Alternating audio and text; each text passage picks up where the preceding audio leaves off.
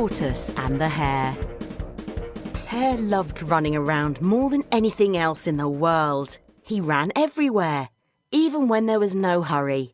He ran to school in the morning, he ran home in the evening, and he ran to the park every night to meet his friends.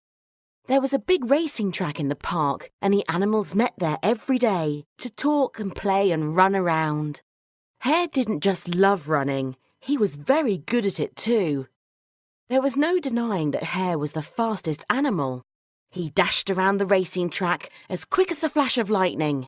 The other animals watched him in awe and cheered as he tore across the finish line.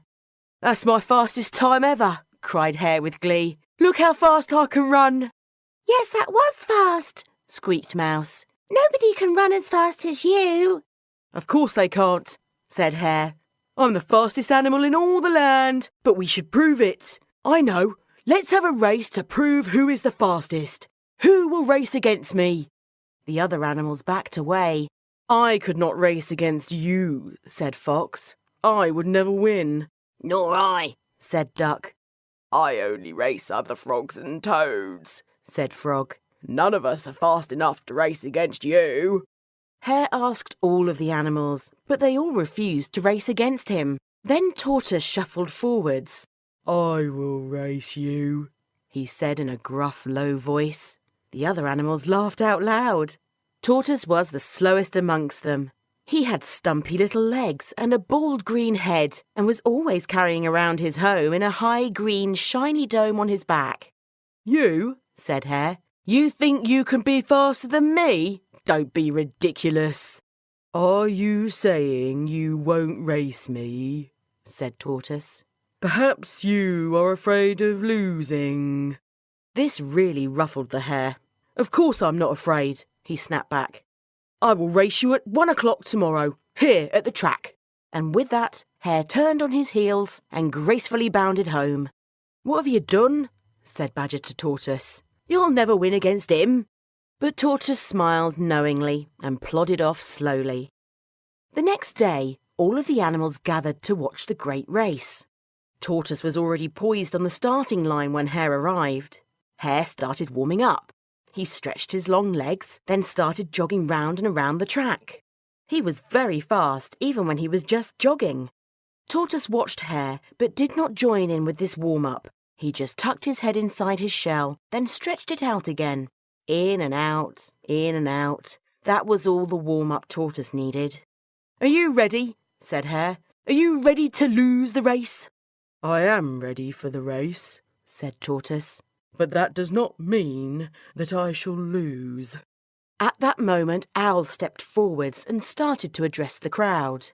"The race starts here at this line," he said, "and the winner will be the animal that crosses the finish line first.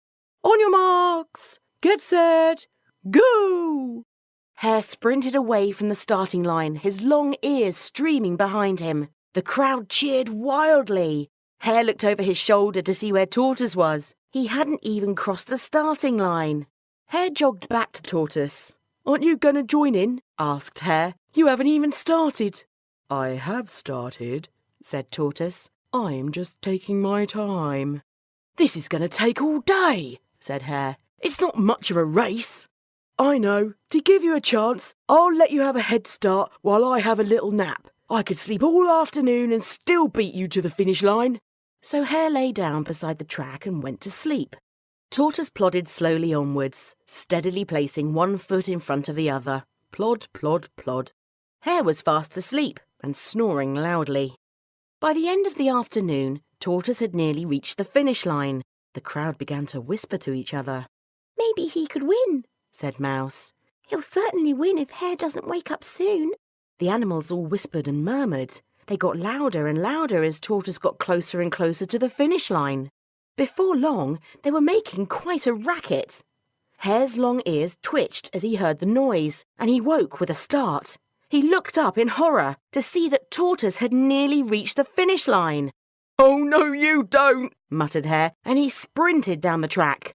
"Come on, Tortoise," cheered the crowd. "You can do it." Hare was gaining on Tortoise, getting closer and closer with every step, but it was no good. Hare had nearly caught up with Tortoise when Tortoise reached out one small, stubby leg and touched the finish line. He had done it. He had won the race. That shows you, said Mouse. Slow and steady wins the race. Hare is fast and flashy, but he was too proud in the end. Hare was very disappointed. He sulked for a week and wouldn't even go to the park to see his friends. Eventually, Tortoise went to visit Hare. "Come out and play," said Tortoise. "We all miss you. It doesn't matter that you lost the race. You love running, so you shouldn't give it up. Please come to the park with me." So Hare went back to the park to see his friends. He learned to stop boasting and was nicer to the other animals.